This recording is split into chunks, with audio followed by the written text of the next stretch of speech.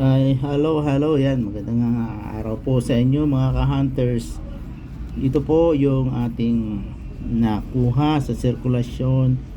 Ito po ay Nunagonal 5 pesos po. Yan. Ang composition ay nickel plated steel. Yan. Yan. Makikita niya naman po natin ano. Ito po yung pumalit doon sa round po na 5 pesos. So ginawa nilang Nunagonal para po may pagkakakilanlan sa 5 pesos at saka doon sa piso. Kasi po halos sinlaki na po yung 5 piso at saka sa piso. Konting diferensya na, siguro mga ilang mili. 2-3 mili, ganun. 2 millimeter. Ay, milliliter ba yun? Ano ba yun? Mm. Yan, basta ganun. Ganun po ang diferensya. Kaya po sila nagpalit ng Nunagonal para siyempre yung mga nagkakaedad na po na medyo malabo ang mata, siyempre isasalatin na lang po nito dito sa edge po nito. Sasalatin mo kung 5 piso ba yan o piso. Kaya pag nasalat nilang gato, parang may kanto-kanto. So, of course, alam na nila yan na yan ay 5 piso. O, yan. Siyempre, yan, hindi. Kuna natin, yan. Ito po, siyempre, yung reverse niyan, hindi nagkaiba sa ang tawag dito, tayapak flower. Ayan. Okay. So, ayan. Focus. Pakita ko po sa inyo kung ano ang error po nito. Error po nito, ayan, sa edge po, sa rim, makikita po natin. Yang rim, yan, uka.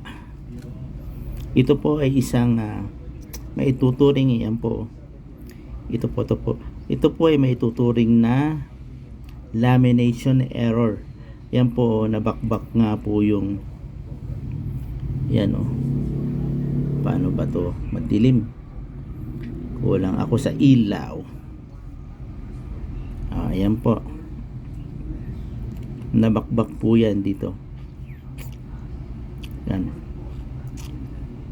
Yan. Na kung saan ang ganitong error po, compare po natin or kuhan po natin sa ibang bansa, ito po ay maganda ang value kung pagbabasihan po natin doon sa mga foreign collector po at doon sa mga foreign coins kagaya po ng US, Europe. Napaka mahal po nilang bumili sa mga error na kagaya nito. Yung iba $100 and up.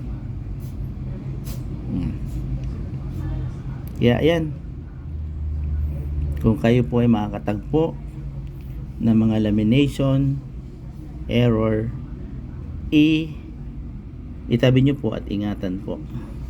Ayan, empo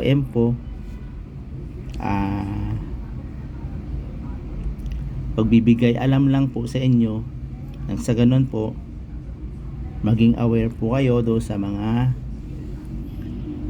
coins na ating nahawakan. Ito ba ay sinadya o natural ang